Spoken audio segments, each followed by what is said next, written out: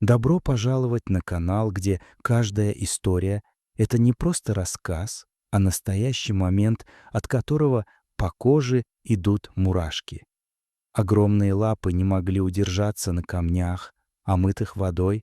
Медведица с медвежонком пришли на проверенное место порыбачить, но сильное течение и неопытность малыша все испортили. Каждый раз, когда медвежонок оказывался в воде, мать внимательно следила за ним. Но в тот день стихия была слишком сильной.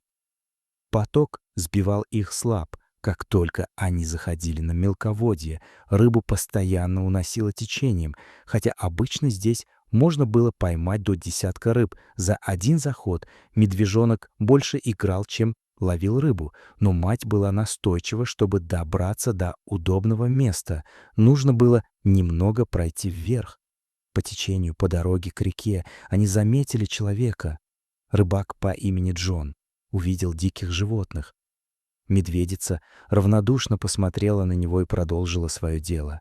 Медвежонок с интересом принюхался, но рык матери быстро привел его в чувство. Он тут же побежал к реке, забыв о человеке, а тот поспешил скрыться в лесу. Медведица нашла удобный спуск и уверенно зашла в воду. Лапы сразу замерзли от холода, но она уверенно двигалась к месту ловли. Медвежонок прыгнул следом, не особо думая о последствиях. Он весело бежал, задрав голову и хвост, но вдруг оступился, засмотревшись на муку, и сорвался вниз. Медвежонок упал в воду. Его тут же подхватило сильное течение. Он пытался встать на лапы, но под ним оказалась глубина. Он ушел под воду, чудом вынырнул и отчаянно начал грести, чтобы держаться на поверхности. Малыш тихо заплакал от страха, и мать услышала. Медведица резко обернулась. Ее детеныша стремительно уносила вниз по реке. Она бросилась за ним по камням, но течение было слишком сильным.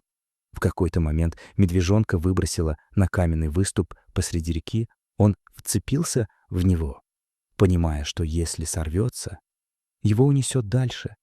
Медведица попыталась добраться до него, но не рассчитала силу воды. Ее само унесло вниз. Она выбралась на берег, вернулась и снова бросилась в воду. Но снова не смогла справиться. На камнях она поранила лапы, с них содрала кожу. Тогда она поняла. Одна не справится. Медведица оставила малыша и ушла в лес. Медвежонок в отчаянии закричал, думая, что мать больше не вернется. Но она шла дальше. Прислушиваясь, и вдруг раздался хруст ветки. Она учуяла человека. Это был Джон Миллер. Он возвращался с неудачной рыбалки, когда перед ним внезапно появилась медведица. Он замер, заметив раны на ее лапах. Он понял, что ситуация серьезная, раненый зверь опасен, но она не нападала. Она шагнула в сторону, потом еще, и вдруг побежала. Мужчина понял, его ведут. Под страхом он пошел за ней и вскоре оказался у реки. Там он увидел медвежонка на камне посреди бурного потока. Не раздумывая, он привязал веревку к дереву и к себе, взял сеть и пошел в воду. Но течение было слишком сильным, он не смог добраться и вернулся. Медведица занервничала. Тогда мужчина решил зайти выше по течению. На этот раз его вынесло прямо к медвежонку.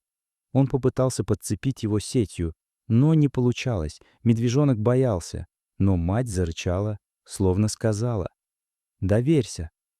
Малыш послушался. В этот момент Джон Миллер поскользнулся и упал в воду, но не отпустил сеть. Течение било его о камни. Он не мог выбраться, руки были заняты, и вдруг резкий рывок, он обернулся и увидел невероятное. Медведица держала веревку зубами и тянула его к берегу. Через несколько рывков Джон Миллер оказался на камне. Он поднялся и вытащил медвежонка. Тот сразу побежал к матери. Она обняла его, что-то прорычала и повела в лес. Перед тем, как исчезнуть, медведица обернулась, словно поблагодарила. Джон Миллер остался один у реки, мокрый, замерзший, но живой. Никто долго не верил его истории. пока один из грибников не увидел медведицу с ранами на лапах именно там, где он описывал. С тех пор эта история стала легендой.